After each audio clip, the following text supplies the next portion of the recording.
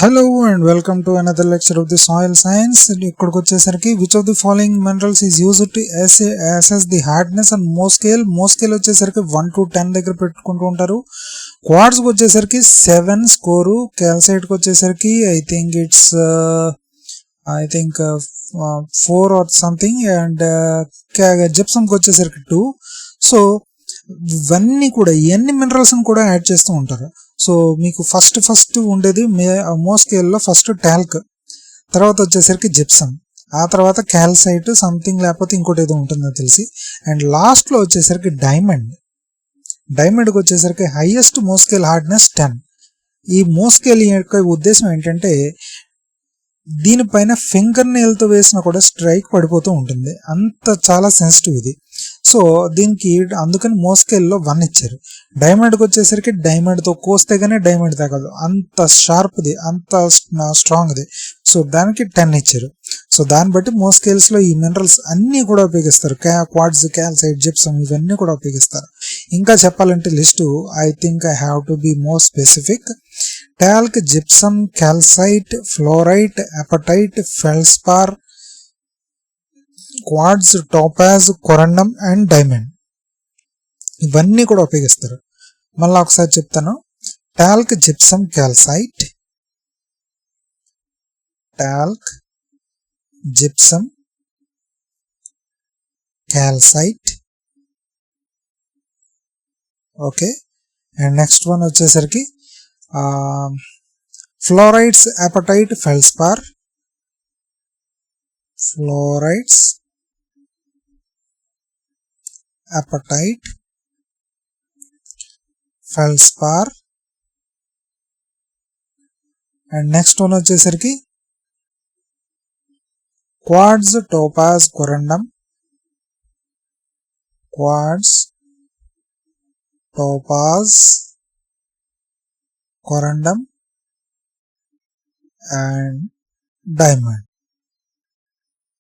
So ఒక్కోదానికి ఒక్కో subsequent number ఇచ్చుకుంటూ ఉండండి. 1 2 3 4 5 6 7 8 9 and 10. సో ఇదాకా ఉపయోగిస్తారు. Next, strip cropping reduces the soil erosion by alternating crop types, నిజమే. And terracing is effective on the steep slopes and to control the run off, నిజమే. Overgrazing enhances soil stability, no. Overgrazing degrades the soil stability. Overgrazing అంటే ఎక్కువ grazing చేస్తున్నప్పుడు ఎక్కువ soil structure disturb అవుతుంది. Soil structure ఎప్పుడు disturb అయిందో they are more prone to run off, okay. Mulching protects the soil from rain drop impact, which is very right. So 1 to 4 are the right answers. Vertisol, next వచ్చేసరికి vertisol, స్పోడసాల్, అల్టిసాల్, ఎరిడిసాల్. వెర్టిసాల్లోని వెర్టి అంటే to turn అని అర్థం, లాటిన్లోని to turn అని అర్థం. దాని ఉద్దేశం ఏంటి అంటే కనుక ష్రింక్ అవుతుంది లేకపోతే ఎక్స్పాండ్ అవుతుంది. ఇది వచ్చేసరికి మెయిన్గా స్మెక్టైట్ అనే ఒక క్లే మినరల్ వల్ల జరుగుతూ ఉంటుంది. So it's more applicable to the regur or the black cotton soils, okay. So దాన్ని బట్టి చూస్తే కనుక వెర్టిసాల్ వచ్చేసరికి regions with high clay content and seasonal moisture is 4. Spodosol వచ్చేసరికి it's more related to the podzol, అంటే కొనిఫరస్ ఫారెస్ట్లోని బాగా highly Leach అయిపోయిన ఉన్నది ఫారెస్ట్ ఉంటుంది చూడండి, దాంట్లోని రిలేటెడ్గా ఉంటుంది. So these are related to the coniferous, okay. Podzol కూడా కొనిఫరసే, but it is more related in this case, okay. B is 2.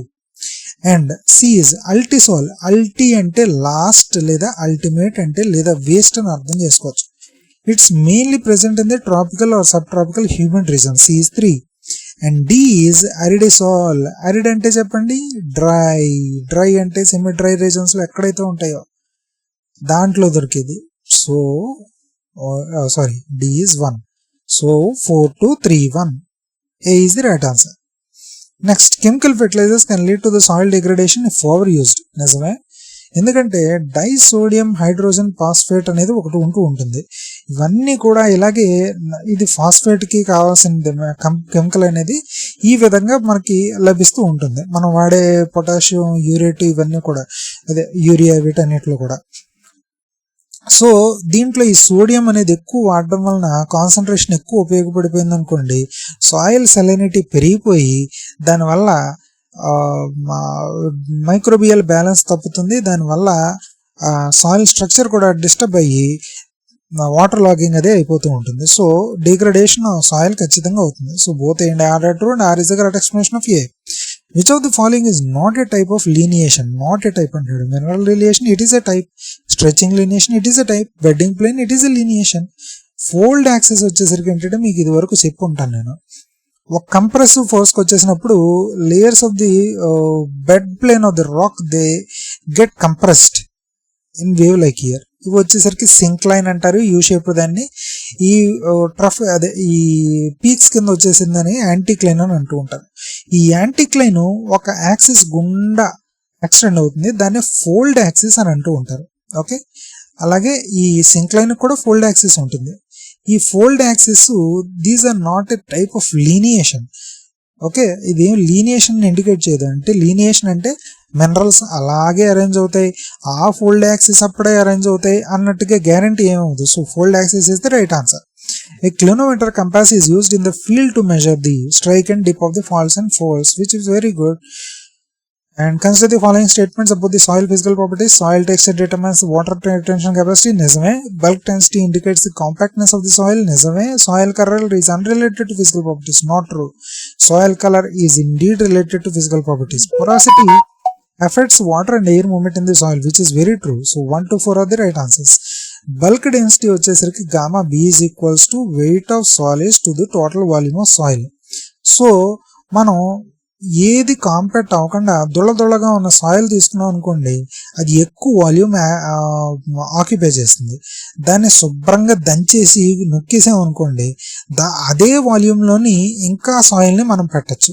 So weight of the soil ఇంకా పెరుగుతుంది అదే వాల్యూమ్లో. So gamma B bulk density కూడా పెరుగుతూ ఉంటుంది, అది కొంతటి వరకే. సో దానివల్ల బల్క్ డెన్సిటీ అనేది కాంపాక్ట్నెస్ అనేది ఇండికేట్ చేస్తూ ఉంటుంది అని అంటున్నారు, అది correct. Soil texture determines water retention capacity. Sand సాయిల్కి వాటర్ రిటెన్షన్ కెపాసిటీ ఎక్కువ ఉండదు, ఎందుకంటే దాంట్లో వచ్చేసరికి పోర్ సైజ్ అంత ఎక్కువ ఉండదు. బట్ క్లే దాంట్లో పోర్ సైజ్ వచ్చేసరికి సర్ఫేస్ ఏరియా వచ్చేసరికి చాలా ఎక్కువ ఉంటుంది, కాబట్టి వాటర్ రిటెన్షన్ ఎక్కువ చేసుకోగలదు. Match the following irrigation control methods, erosion control methods. Contour plowing. Contour plowing వచ్చేసరికి slows water runoff by creating steps on slopes. Wind breaks వచ్చేసరికి reduces wind speed to prevent the soil loss. Terracing వచ్చేసరికి I think cover cropping ఒకసారి చూద్దాం. Cover cropping వచ్చేసరికి it's maintains soil cover to reduce the erosion. T is 3 and C is 4 follows land contours to reduce the water flow. 2 1 4 3 oh sorry it's 4 and 2 1 3 4 2 1 3 4 2 1 3 is the right answer. Contour plowing antene contours అని indicate చేసుకోండి. Contour plowing is contours. So A is 4 and C terracing వచ్చేసరికి and C is this. మీకు contours ఇచ్చి contour ploughing అన్నాడు అనుకోండి, దానికే పెట్టండి. ఒకవేళ కాంటోర్స్ అని ఇచ్చి వేరే ఆప్షన్లో స్లోప్స్ అని మెన్షన్ చేస్తే కనుక అప్పుడు సెకండ్ దానికి వెళ్తారు. కానీ reclamation of saline soils requires leaching with water. నిజమే. Leaching flushes the excess salts from soil profile. నిజమే. Both A and R true and R is the correct explanation of A. Which of the following is not a factor contributing to soil erosion. ఏంటిది? Deforestation it contributes. Heavy rainfall it contributes. Crop rotation no. Improper irrigation it contributes. So correct answer is C here. Okay, నా video కనుక నచ్చినట్లయితే ఖచ్చితంగా నా ఛానల్కి subscribe అవ్వండి. చాలా మంచి వీడియోస్ అని పెడుతూ ఉంటాను, ఎంతో మంచి ఇన్ఫర్మేషన్ అనేది ఇస్తూ ఉంటాను. Thank you so much. Okay, జై హింద్, బై బాయ్.